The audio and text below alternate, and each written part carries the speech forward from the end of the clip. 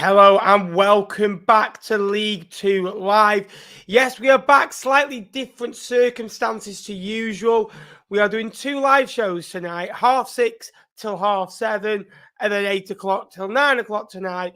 So you've got a double dose of nappers. So let me know if you can see and hear me okay, guys. Tonight is the turn of Sky Bet League 2, where we're going to go through all things Division 4. 11 games to go through, enthralling results, shocks at the top, big away results, new manager bounces, new management appointments. To join me, we have got the very own. Well, is he our very own? That's what I call him. He came on once, and we just can't get rid of him. Hello, Mr. Kershaw. How we doing? I better take you off mute. There you are, mate. I've taken you off. Hang on, I've taken you off mute. There we are. I think I can hear you now. Yeah, I'm okay, thanks. And a smile's come on my face because John Stones has just sent Mikel Arteta into absolute tears. Man City 2, Arsenal 2. By the way, I did delay this stream because I found it very hard to take myself away from the television screen. I thought, 6:35 won't hurt. Then when they got 7 minutes, I thought, I can't go 6:40, can I? I thought the one Sunday that I am doing a show at 6:30, there has to be an added time of about 15 minutes added on overall.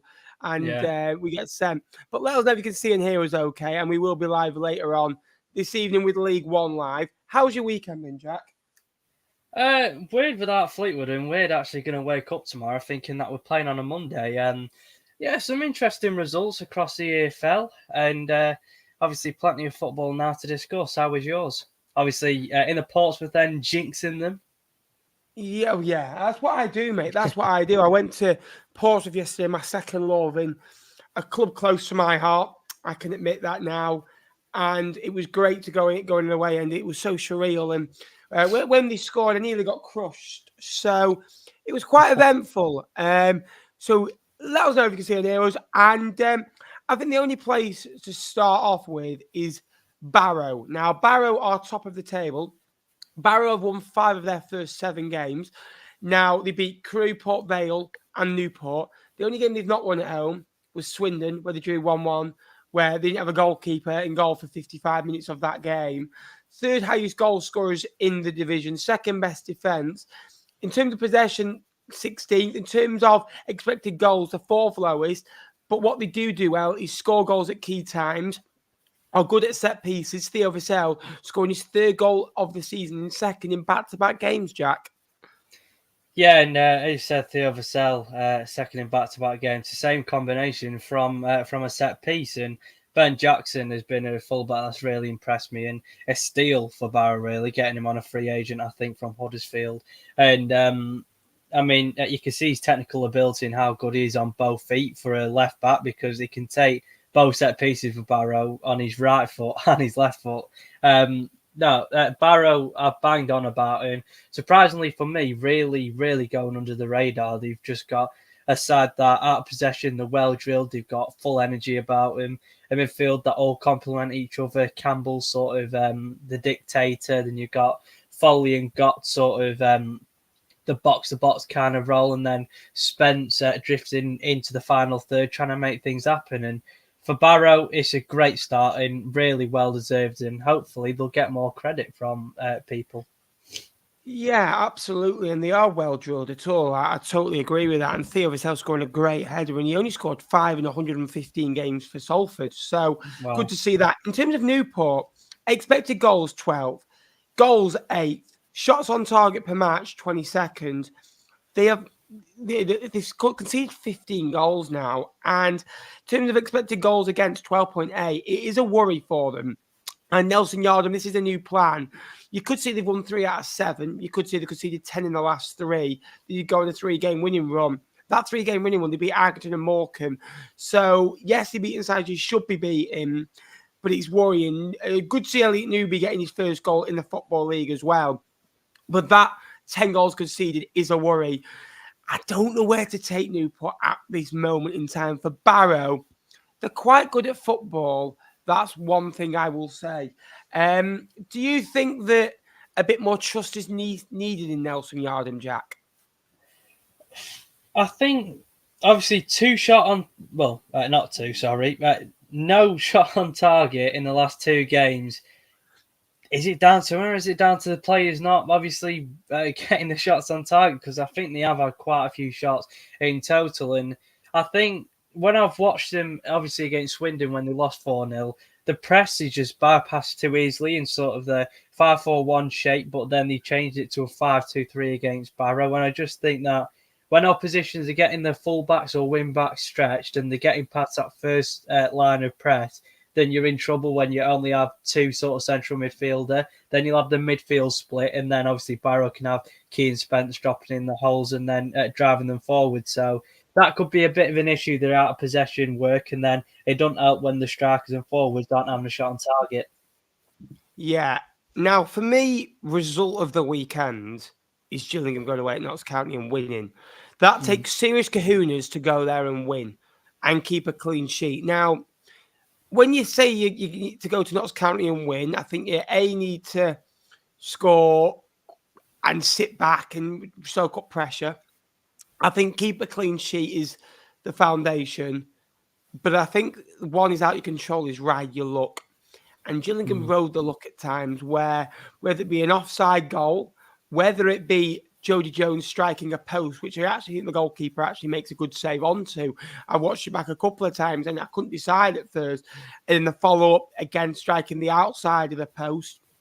But as an away performance, they dug in and got through difficult moments. Elliot Nevitt scoring his first goal of the season. He scored 16 in the league last year. Gillingham have now won 5 of their first 7, and in 4 of their victories, they have kept a clean sheet. The only time they haven't kept a clean sheet is when they beat Carlisle 4-1. For Notts County, look, at home, they've won 2, drawn 1, lost 1. That is the sort of game that will set them back. Trezola had a chance. Jody Jones had a couple of chances as well. For Gillingham, they have got 9 different goal scorers so far this season. Notts County have got 4. Granted, they are a bit more prolific in front of goal. In terms of comparing these two, because they're in a similar position in the league table, expected goals 2nd to 10th in Notts County's favour. Goals scored 1st to 8th in Notts County's favour. Shots on target per match 2nd to 15th in Notts County's favour. Expected goals conceded 15th to Gillingham's 5th. Mark Bonner has set Gillingham up to be resolute, but he's got quality in the final third that can hurt teams. And they did that yesterday as well. I thought Hutton was absolutely outstanding. I know Gills in the Blood put out a fantastic tweet before. And we said this in the first kind of 6 games that Gillingham have some difficult matches. They had to go away at Doncaster, away at Fleetwood, away at Notts County, had to entertain Carlisle, had to entertain Chesterfield in that period. But every test so far, bar the one defeat they've had, they've passed with flying colours, Jack. Yeah, and obviously there is a bit of controversy that Giovanni Brown wasn't offside because apparently the linesman told Stuart Maynard that he was. Obviously, people seen it back. He's behind, I think, Ogie or Ogle, the Gillingham centre half, and that's a controversy that obviously not so loud. But when Gillingham can take the chances and they have Elliot Nevitt back up front instead of a Jacob Wakeling, he brings a bit sort of a different like build to him because obviously he'll press. Not saying that Wakeling won't, but he'll press, and then because of his big size, it'll probably put a lot more defenders under pressure and make them a bit more scared. And obviously, he got in behind the Notts County defence, and it was a great assist by Hutton, who's got 2 in a row. And yeah, like I said about Gillingham, they're getting clean sheets, which Mark Bonner appreciates probably more than when they may outscore Carlisle 4-1 the opening game of the season. And I just think Gillingham, they're well set up. And for Notts County, they've actually started the same as they did last season, the first 7, won 4, drawn 2 and lost 1. And I just think when Jones and Crowley aren't maybe on their A game and not obviously getting the goal contributions, someone else needs to step in. Yeah, agree with that. And we'll move quickly on to Colchester Tranmere, and it's very interesting that you say about keeping clean sheets because Gillingham have done that. They did it away at Morecambe. They dug in against Chesterfield where they had 10 men for, I think, half the game, was it half an hour? They were down to 10 men, Yeah. and they got the job done. And again, rode the luck, because don't you remember Chesterfield, I think, hit the outside of the post, and there were claims it was in, but again, Yeah, looked the hard to post be off or an bar angle. 3 times, Chesterfield. And Carlisle hit the bar against them. Against Fleetwood, they were probably fortunate to get a result. I'm not saying that they've got lucky so far, but they've rode the luck, but they've got through it with quality. And when you're keeping clean sheets, you've got a chance of winning games, because they have got serious quality. And Nevitt's only just come back. That was his third game. Bradley Dack's still yet to really feature and really be involved. And it's very hard for Mark Bonner to put out an 18 when the full squad's out, because he's going to have to leave 4 or 5 key players out. We'll go on to Colchester Tranmere. Now, Colchester have now scored 12 goals in their first 7. They only scored 59 last season. They conceded 80 last year. They've now scored 6 in their last 2 or 8 in their last 4.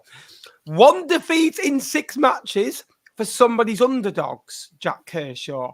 Just saying, if we want to turn stats, unbeaten in 4 now are Colchester, with a great 3-0 win yesterday. Lyle Taylor has now scored 3 in his last 2. Tavide has got 2 goals, 2 assists in his last 2 games. In last season, he only got 4 goals for the football club. So a great result for them. When you've got players like Teddy Bishop, when you've got players like Goodliff, when you've got players of that quality, Lyle Taylor, Tavide in a forward area, Matt Macy, it's a really good squad. And I think it's been slightly underachieving. They've got the most shots on target in the division per match. They had 8 shots on target yesterday, Jack. They do concede chances, don't get me wrong. I think Tranmere had 6, but their expected goals was 0.66. So it wasn't really key chances. Now, we spoke about Tranmere. Now, I will just say it here. Atkins, right? When they're winning games 1-0 or drawing 0-0, he is the messiah. Oh, what a manager. Gaffer, he's got us playing great football. However, his football isn't sustainable playing like that, because his football, let's have a look at this, right? Possession, 15th. In terms of expected goals, 23rd. Shots on target, 22nd. Expected goals conceded, yes, it's medium range. However, it started to deteriorate. Their expected goals is the worst in the division, actually. They're not creating chances. They are a dull watch. And they got through games by keeping clean sheets and sitting in a good bank. A bit like Arsenal have just done. And when you get points and you get through a game, you're thinking, oh, great. It's not sustainable to do that. And they never really look like scoring in a lot of games. Away at Carlisle, it was a smash and grab, with 2 goals. Probably deserved the game, but it was relatively, I didn't think I was amazed with them. Against Walsall, they did it 1-0. And in recent games, they've just lacked something in a forward area. And yesterday, to concede 3 goals, they've now conceded 6 in the last 2. Atkins, all of a sudden, when you're playing like that and the performances aren't improving, but results gradually get worse, can you really tell me that they're doing well? Because I'm baffled with it. I was baffled with it when they're getting results. Gillingham are slightly differently, because they actually do look a threat at times. Tranmere offer absolutely nothing, but were labelled as playoff candidates after just 4 games. Yeah, it's absolutely spot on that. I didn't get the hype at first. Tranmere, and ultimately when they're conceding goals, they hardly have anything to offer up top. Luke Norris, I saw Tranmere fans were having a go at him after the match, and I think their only bright spark is Amari Patrick off the left. And other than that, obviously, I've said this before, they haven't replaced Rob Apter, and that was the bright spark last season with 18 goal contributions.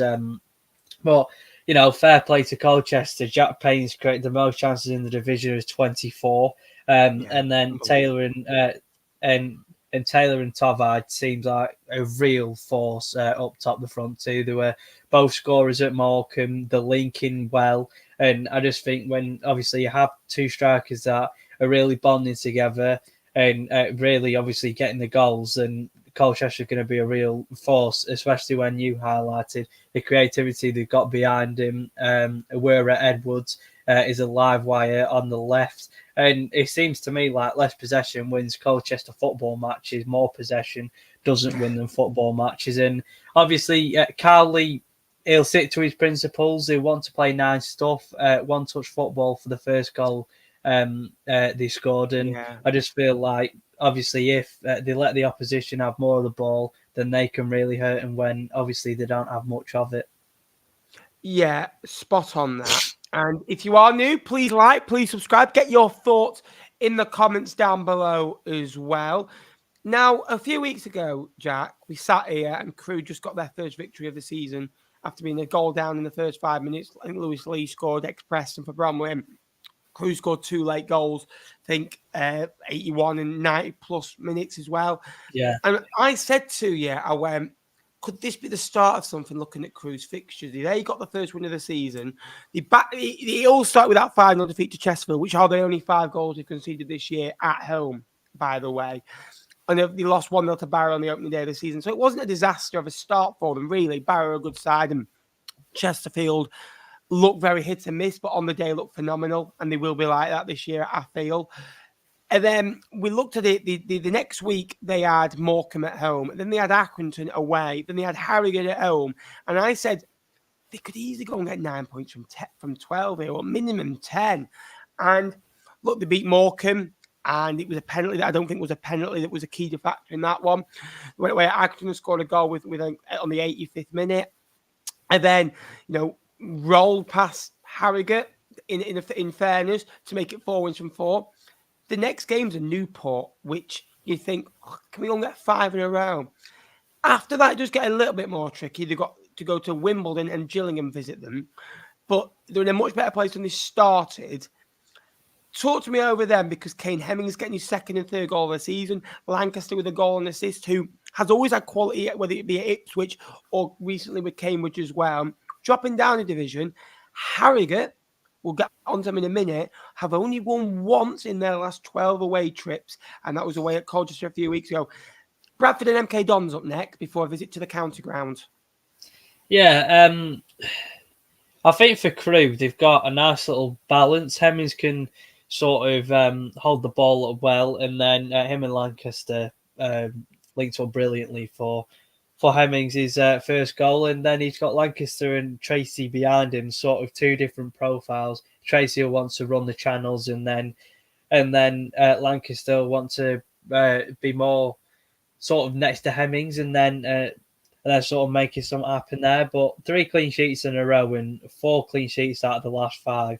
Philip Marshall has been a really, really good keeper, and he kept Harrogate out, I think, when it was 2-0 to Crewe at one point. So he makes key saves at key times of the game. And then you look at the back 3, they're really, really kicking on from the 5-0 defeat to Chesterfield, because Captain Mickey Dimitri wouldn't have stood for that. And he got 11 duels won per game. He's averaged, and he's got Williams and Nat LaBelle, 2 young centre-halves next to him. And you're just thinking, they're going to be really tough to beat now, Crewe. And not just Dimitri that wouldn't have stood for it. It would have been Lee Bell. He wants his side to be really, really tough to beat and really hard working. And they've won 3 in a row with 3 clean sheets in a row. No, sorry, they won 4 in a row. and obviously you said that they've got Newport next. I think they could make it 5 wins in a row, and it's automatically just turned around for Crewe, and fair play to them. Now, Accrington go to sleep more in the last 10 minutes of the game than I do when I speak to you. And that says something.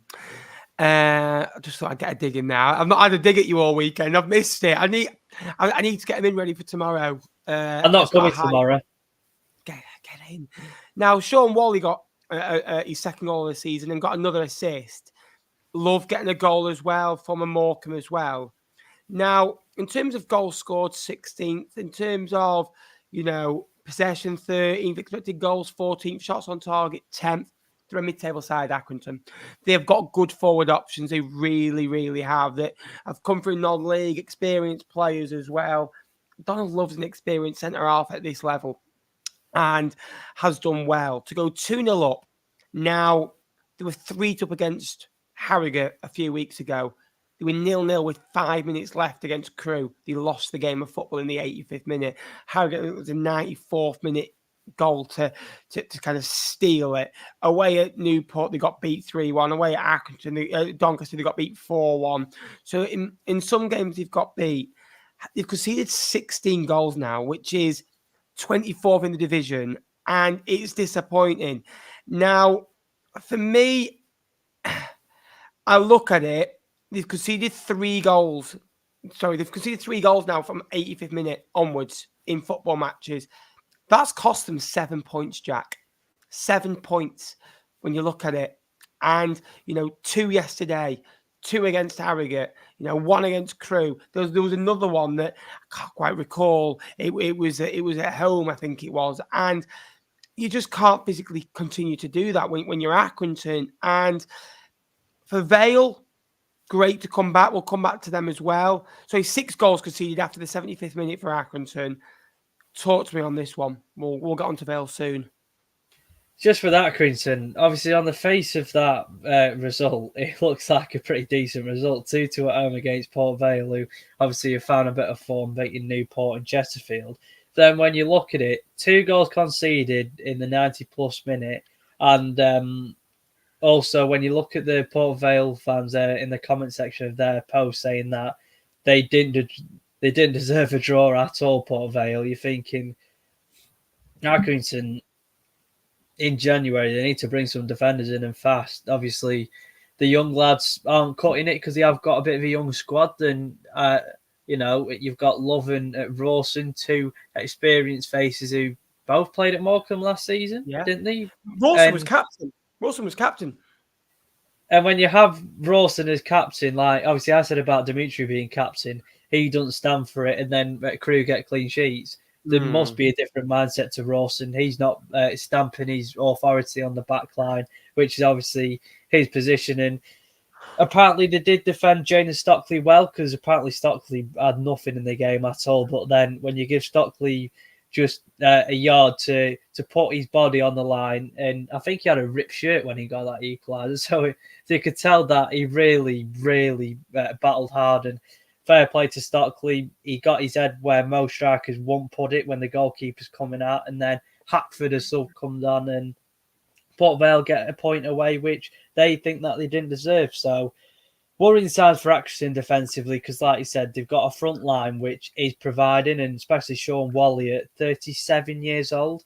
And then it's just the back line that's just really, really letting them down. Sean Wally, at 37 years of age, is only 1 day older than Mr. Jake Tongue, by the way. On Port Vale, Tollard, again, didn't be involved yesterday, obviously came off. But that just shows you, whether it's 1 week it's Chislett starting, 1 week it's Garrity starting, while starring in the fact that, performing to the highest of standards. Jaden Stockley yesterday, and he's been a big player for them in recent weeks. He's a good player. When you get service to Jaden Stockley, you don't pass it to him. You get balls into the box and you give him. Last year, I think it was in 23 games, he's got 9 goals, 7 assists in 23 games. Now, Akiba Delican, I think, got 9 goals, 6 assists in 21 games. Yeah. I think it was, what's he called? Charlie Lakin, who did, I think he got 8 goals, 5 assists in 21 at Sutton. Really being raved about. Because Fleetwood got relegated and Jaden Stockley isn't a nice, nippy player, he gets slated. Look, I'm not going to question his attitude. I'm not going to say that was he fit the last 4 games of the season, but what he did do towards when the manager finally came in, he finally performed. He needed to get out of Fleetwood. That was a fact. But for Port Vale, that's 11 points from 7. Unbeaten in 3. They've scored 7 goals now. And it shows a fight. The first goal is comical defending. It's like a to me to you type of header. And it comes to Stockley, just like heads it into the far corner. The second one is so scrappy. Second ball's Accrington. Accrington Stanley got in the Football League. Accrington Stanley got into League One on doing basics so well. Clearing second balls, being good from set pieces, seeing out games, being good at home. You're Accrington. You can only do so much. And Antoine Hackford, who I think was at Burton last year, got 6 appearances there, didn't really do much. Look, it's a great point for them. And a big thank you to Shane, who has donated £6 and 66p as well. Thank you so much for that. That will go back into supporting the channel. They would have lost that game last season, no doubt. Great comment. Absolutely. And the spirit goes on. I tell you what, because I'm in a nice mood, I'll let you start off with this one. Swindon 0, Carlisle United 2. Shamanga Masterclass. Well, thank you. I hope that MK Dons are in this. MK Dons fans are in this live stream because ultimately, Mike Williamson has his first game at Carlisle, appointed on the Thursday, was it? And he's had minimal time to obviously train because obviously they're away. I think they travelled on the Friday, and he's tuned a 2-0 win away from home, got a clean sheet with not having possession. And it must be madness to MK Dons fans because they slated him for not having a plan B. He gets into an environment where he must be liked already, and it's not hostile, and he's getting wins. And I think for Carlisle, that's a massive, massive boost because ultimately, sort of between the 30th minute and the 55th minute against us, they started firing, they started going on the front foot, but obviously Danny Mayer killed it for them. Thank you, Danny Mayer. And Always I on think, form tonight. Bloody hell. and yeah, it just seemed like a game of set pieces, really. Especially when watching the highlights, there's a lot of free kicks, a lot of corners, but Carlisle made it work on a corner. And then I just think that with Williamson going to Carlisle, it'll need time to play his way of playing. But ultimately, he might not play your possession-based style. He might change it. He might stick with the direct and physical approach that Carlisle have been doing in recent years and work from there. But I'm delighted that he's got a win in his first game in charge. They will move away from that in years to come. I knew the owners, the Patriots, I think, or the Patriots, whatever. Sorry, I can't. Might not be getting that right, but they do want to go to a more possession-based style of play in the next few years. But I think for now, it's about adapting and getting results. It's a quick fix for now, and maybe till January, sugarcoating it, and then adding your own plays. This is not an appointment that's going to be for 6 months. This is an appointment for 2-3 years. And the unfortunate thing is with MK Dons, Tony's asked a brilliant question, which we will come to when we cover MK Dons, who are quite soon on the list. I think they are the game after next. So we'll come to that, Tony. It's about MK Dons is about a year's success, about getting promotion out of League Two. And unfortunately, many managers, Graham Alexander wasn't suited to the way they wanted. Williamson is more of a long-term manager. You just saw what he did at Gateshead as well. But for Carlisle, if you look at their games that they've lost in the last 4 matches, Jack, bar the MK Dons game, Tranmere 2-1 at home, second half they were poor, yes, they're in the game. Bradford 2-1 away, they're in the game. Fleetwood 3-2, they're in the game. They could have got something out of that match. Sam Lavelle getting a goal is good for him. Armstrong scored 5 in 43 matches. Now, previously to that, he had 30 goals and 12 assists in his previous 101 games. Swindon only 1 win in 7. Mark Kennedy's style of football, not growing great, only having 2 shots on target.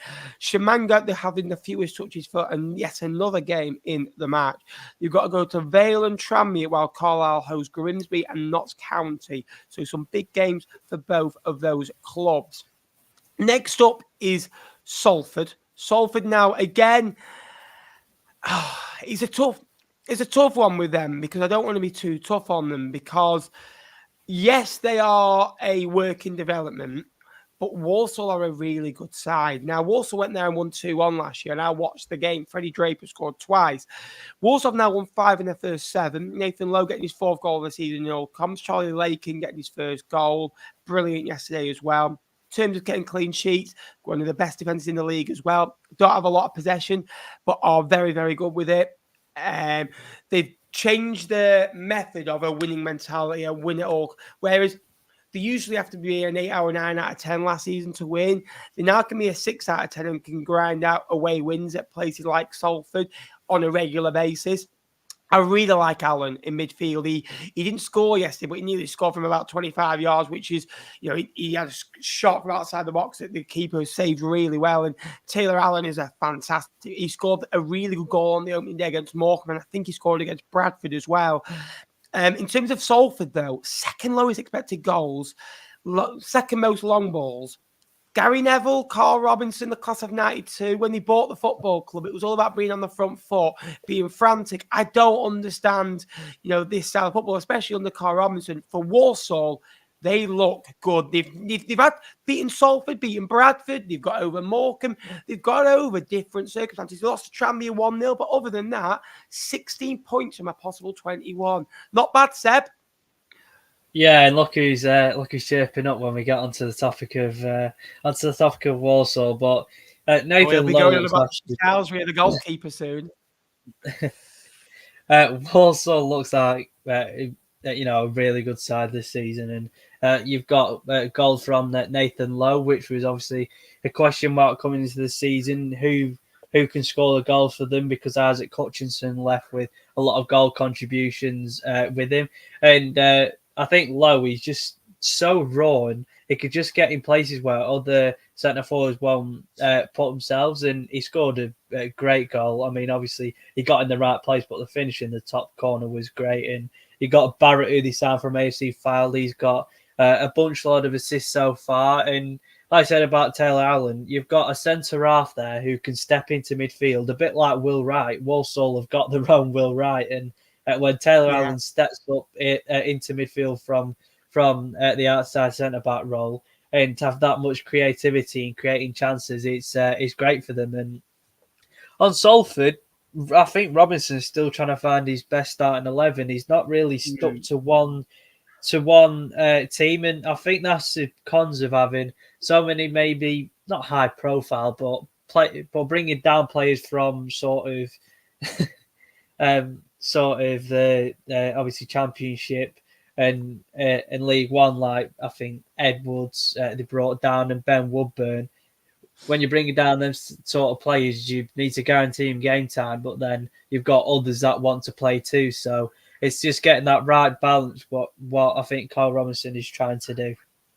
Question for you, and Richard, yes, League One Live will follow at 8 p.m. So we will be off here around about 35 minutes past 7. Quick 20-minute break, get recharged, and back just before 8 o'clock. And if you could like this stream as well, that'd be massively appreciated. And subscribe if you haven't already. That's all you need to do to get involved with the live chat. As well, Walsall are the surprise team for me so far. I think they are for me in terms of team, but in terms of you look at it and who are doing well this year. They've been in League One for quite a while. So Gillingham have had years to adapt. And I think League Two takes time to adapt and get the right manager, get the right base and reset as a football club, especially when you've been relegated. Look at Gillingham. Look at Crewe. Look at Port Vale, obviously, have just come down this year, so they're slightly differently. You know, you look at Walsall, who came down 5 years ago, I think now, 1819 or 1920. I know George Dobson scored a scream against Northampton that kept them up 1 year as well. What a goal that was, remember that. Pitch invasions galore. You look at MK Dons in their second season now. You look at Bradford and Wimbledon yesterday as well. So I think we Walsall, they know what they want to do. Now, I tell you what, I'll let you start off with this one because yeah, you are a supporter. Now, I will just say, Ellis Harrison gets sent off in this game, and I won't tell you my other statistics. He gets sent off for tackling Mr. Owen Bailey. Now, I've never seen anyone go in so quickly to Owen Bailey to get as near to Owen Bailey as I have since you. I'm surprised that you didn't have Ellis Harrison done for whiplash. Oh, well, he's an ex-codhead, so I'm going to try and let him off a bit. But no, that's a nasty challenge. He was a good player for Fleetwood, by the way. He was a good player for Fleetwood. And Owen Bailey's treatment against Harrogate was disgusting, and now obviously MK Dons are clattering into him. But I think the 2 red cards sent, obviously, the game. Obviously, I don't think it panned out the way both managers wanted it to. Obviously, Clifton gets sent off inside 10 minutes, and when MK Dons trying to obviously get the second, Ellis Harrison gets sent off, and in the second half, Doncaster now dominate. So it was really a game of 2 halves where MK had dominated the first half, Doncaster had dominated the second. But what I really liked about MK Dons actually was, even though they're under new management of Lewington, he's learned from obviously Williamson, and like the same pattern for Harrison to score was actually used when Nemain had gone right wing back, Kelly had dropped, it was a 10, and then sort of do a give and go when Nemain gets ahead of the Doncaster fullback, and then just go out across the Harrison. That's what MK Dons do really, really well. And Doncaster, it'll give Tom Anderson a lot of confidence and belief, because he got slated after the game against Pardon? Who by? Who slated Tom Anderson? Can I just ask that question? Not me. Not past it, is Well, he? 225 games, 12 goals from centre back for that man. yeah. Well, it seems like he's better going forward than what he's defensively. That is a bit worrying signs. But for Doncaster, obviously it was disappointing they couldn't even score against Harrogate, and they scored from a set piece against MK Dons. They've got Chesterfield and Barrow next. Could be tough games, especially on paper for Doncaster. And obviously Barrow is a team that I really like the most this season. And Chesterfield, that they've got Paddy Madden coming back for injured Will Grigg, and that front line. I mean, it'll be two front forwards that are probably the best in the division, just going head to head. So should be goals for fun in that game. MK Dons. Tony mentions Lee Johnson. I think Lee Johnson will want the job because he's an attractive club. I don't think MK Dons will want Lee Johnson dominating 75% of the ball each game. Oh yeah, I think he's that type of manager that will build something that can sell on plays. Maybe it is the type of MK Dons over, are missing Max Dean, aren't they? They're missing a centre forward. Callum Emery isn't a player that's going to score 20 goals a season like Max Dean would do. He is a type of player that is probably a number 10. He's not a number 9, is he? In my eyes, I don't think he's ever been a number 9. I think he was number 9 for Salford, but for me, I think he's better behind the striker as well. Ellis Harrison, good to see him back on the score sheet as well. 10 in 42, by the way, for him. And never feel like he's set the world alight as well. In terms of expected goals, very even, 0.87 to 0.81. It's a difficult one, Ironside, we need more from him. Or is he? I bet he's absolutely crying his heart out. He, again, scored 20 goals last year, went on a great run. When Ironside gets one, he'll go on a good run, I believe, as well. Now, Grimsby are the most bipolar team I've ever seen. They can't perform anywhere out of Grimsby. 3 wins out of 4 at home. They've lost all 3 away games. Little stat for you. From their last 27 home matches, starting from the start of last season, they've won 12 of which. And considering they're in a relegation battle and are favourites to be in the bottom 6 this season, it's not bad. Away from home, they have won 2 of their last 26 away matches. And it was a good win for them. All 3 matches at home. Different scorelines in every single one. 3-2, 2-1, 1-0 over Cheltenham, Bradford, and now Bromley. Great result for them. Carlisle, Gillingham, and Doncaster up next. For Bromley, after winning their first 2 games of the season, we saw it with Crawley, who haven't won since as well. So it was Stockport, who are now have not won in the last 3. We've seen it with clubs that have gone up, that have struggled, who started well but struggled to adapt, and that always seems to happen as well. One kind of no winning 5 now for them. They got a point away at Colchester last week, but other than that, 4 defeats. They are in games they could have scored at the end. I think it hit the post. Again, it was a certain penalty on Kieran Green, who then goes and gets sent off himself. It was a mad game, but they got the job done, did the Mariners?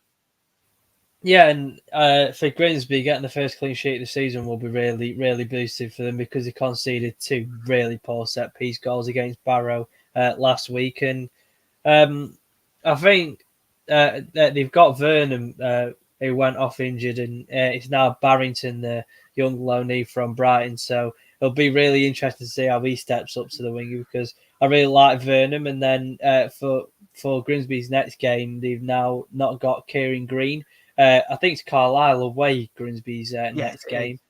So not having Vernon and Kieran Green when Carlisle have got their first win since the Derby Day win against Barrow, it could not go in their favour. But obviously, it's good to be defensively resolute against Bromley, because in the second half they had 66% possession. They had 12 shots. It was a Bromley. It was a Bromley show really in the second half, and Grimsby had to dig deep. I think Bromley hit the bar in the second half, and you'd think with the sort of the forward options they have in Cheek and Whitley, then they've got Denanga as well, who they brought up from Gateshead. You thought they might have got a goal, but for Grimsby to be defensively switched on, Eastwood gets his first clean sheet of the season. There's positives to go into Carlisle with. Yeah, and positives all around. Now, for Chesterfield, positives that Berry, 4 assists now for him, being a really bright spark. And you look at the forward options, you've got Dobra, Berry, McAndary. It's really good option that they've got up there. Obviously, Will Grigg's not fit at the minute. They've got Paddy Madden on the way back as well, which is good to see as well. But in their 3 home matches this year, Jack, they've been 1-0 up in every single game. Swindon, Will Wright pins them back. And Mai for Salford brings them back as well. Then this, Jude Boyd brings them back. Now, away from home, they've got a couple of impressive results. I think that Crewe one is there to be seen as well. 4 defeats. They seem to be that club that are going to be hit and miss this year, but they've just come back into the EFL. It's a tough adaptation. Cheltenham, again, first point away for them, which is good signs as well, because the first wins have come at home in last minutes as well. So you've got tough games coming up of Cheltenham. After Fleetwood, they've got Aki, and then they've got Barrow. So they will be thinking, can we go and get some points on the board in the next few weeks? For Chesterfield, Doncaster, Bromley and Walsall. The Cheltenham goal, boot comes out and misses it, makes an absolute mess. And Jude Boyd, who I've been a real big fan of, I know Josh is raving highly. He's cool, he's composed, and he had a long spell at Torquay last year where he scored 6 in 17 for them. Unfortunate that he couldn't get the job done in the end. I know Callum Dolan had a long spell at Torquay last year, which seemed an absolute lifetime ago. I still don't get how he's not in Fleetwood's team. But anyway, again, it goes past and puts it away. It's a difficult finish, although it's into an empty goal. Good point away for Cheltenham. They could have won it. They could have lost it. They had a chance right at the end that was just put wide at the end. But overall, good point. 7 points from the first 7. I think they'd have taken that. Yeah, and Chesterfield last season drew 3 at home all season. They've already drew 3 at home inside the first 4 home matches they've had. And I think, obviously, it's a boot mistake that they've had, which obviously brings Cheltenham back in the game. But the amount of chances they had, especially going on the right-hand side, and when you have, Mark Andy and Berry on either side, and they linked up for the goal, you surely got to get a goal. I know that Drummond is starting, and he's... I don't think he's played at League 2 before, Drummond, and obviously I think he's 24. No, he's been at Mansfield previously. Yeah, and I think maybe he's just lacking a bit of confidence, and not having Will Grigg to be that sort of 6-yard poacher may have hurt him. And they only had Paddy Madden coming on in the 82nd minute. But yeah, like you said about Cheltenham, it's a great point for them away. I really liked Archer on the left-hand side. He scored against Salford. He's run on the left. It looks a bit in slow motion, to be honest, and I thought he could have been stopped, but he still got going and he scored. And then Colwell in the midfield, I liked. It was a great ball initially to Jude Boyd. And then, like you said, with Jude Boyd, he took his goal well, and you can't really fault that. Then with Cheltenham, they got, I think, Fleetwood and Newport next at home. I'm not saying that obviously we're going to be easy to beat, but no, sorry, it's us and Accrington they've got next at home. Yeah, us, Accrington, Barrow next. Yeah, and you're thinking with us and Accrington, they'll be probably confident now they've got a point away from home, and they just need to make it more convincing at home when they actually do win. Yeah, absolutely agree with that. Finally, before we come to the last 5 minutes of the show, Bradford 0, Wimbledon 0. Wimbledon have the better chances in the game and don't have a shot on target. Miles Hippolyte somehow finds a great bit of room after scoring last week in the derby, hits the post, and it rolls on the line to the other post and somehow stays out. Matty Stevens has a goal ruled out as well. For Bradford, Diabate has an opportunity in the match. Wimbledon only 1 loss in their last 6, unbeaten in 4. For Bradford, 1 win in 4 for them. In terms of expected goals, very similar. Bradford have got to go to Harrogate, Morecambe before the visit of Newport. For Wimbledon, have Accrington and Crewe both at home after the visit of Newcastle in the week as well, and go to Salford. For Wimbledon, standing firm at Vale Parade and coming away with a good point after a tough week against MK Dons, winning that game. Another clean sheet, tough to break down. Don't score this occasion, but don't lose a game of football. If you don't score, keep a clean sheet and come away with a point. Yeah, and with Wimbledon, even though they did draw 0-0, they didn't score. It'll be really encouraging obviously because they beat MK Dons 3-0, it would have took a lot out of them. And to get 4 clean sheets on the bounce and having a keeper as good as Goodman to be in goal, and the replacement of Alex Bass, who really set the standards high for them on loan. He had the second most clean sheets in League Two last season. So to have a Yeah.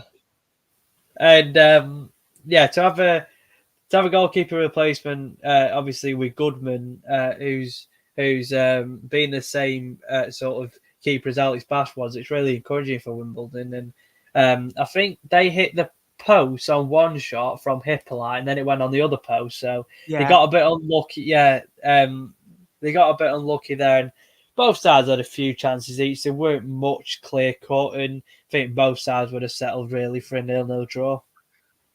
Absolutely. Now, the last 5 minutes of the podcast. Get your questions in down below. Fleet will play Morecambe tomorrow. What are you thinking tomorrow, Jack? 3-1 the Cods. It feels not a must win, but a should win. But Morecambe have been performing well in the matches. Yes, they've only got 1 point. But the battlers, Derek Adams is a top manager. And I hope Morecambe get the management sorted. A great support coming down tomorrow evening as well. So just hopefully Fleetwood can get the job done. We are back in 38 minutes for League One Live. So we will be heading off in the next 3 or 4 minutes or so. Jack, before we do come into the last closing parts of the show, go and give you a little, whatever you do on social media, whatever it is, a little follow. Go on Twitter to JKAnalysis7, and that's where you can follow me. I do analysis, and I'll post threads. I think one video is coming out about how impressed I've been with Barrow, and lots of other stuff coming shortly. Not just Fleetwood content, all around EFL content. Absolutely. Good man. Good man. Here he is. Hello, Josh. How are we, mate? Long time no see. Good point for you this weekend. We haven't the league title picked up yet. But no, overall, I think that it's been a good weekend of League Two action. And it has been a slow start. But what I like about it this year, and obviously we're new to it, is how open it is. How many times we say, it's a tough game, that. It's a tough game, that. And this team's winning. This team's winning. And compared to League One, it feels like there's a bit of a difference between the bottom 6 and the top 6, doesn't there? A lot. Like, it'd be interesting. It's a shame Fleetwood away is cold Tuesday night for Donny. I reckon you'll still bring about 400 or 500. Looking forward to seeing you Saturday, mate. Yes, we will get something sorted. I will give you a text this week. We will tell you what. I don't think there's going to be much in it, and I don't mean the game. I mean this man here and you in terms of height. It's going to be very close. Yeah, but he's got like a barnet that gives him about another 3 inches. Oh, so here we are. So you've gone to the Scott Brown where you've gotten short on the sides and somehow grown some hair. I need a trim, to be honest. So short on the sides. I've not had a trim for about 2 weeks. I'm getting ready for one. But no, tomorrow at Morecambe at home. Jack, thank you so much for joining me tonight. Again, a 50-minute. We've got it done in 50 minutes, which I'm glad about. Come straight on after a whirlwind of a Super Sunday. Again, looking forward to tomorrow. And thank you as always for coming on. No, and it's really, really been encouraging for me to last this show, seeing that John Stones puts Mikel Arteta into a breakdown. And he said to me last week, did Jack? He goes, I'm really, happy that you've kept me on for 4 or 5 shows. I've had no choice.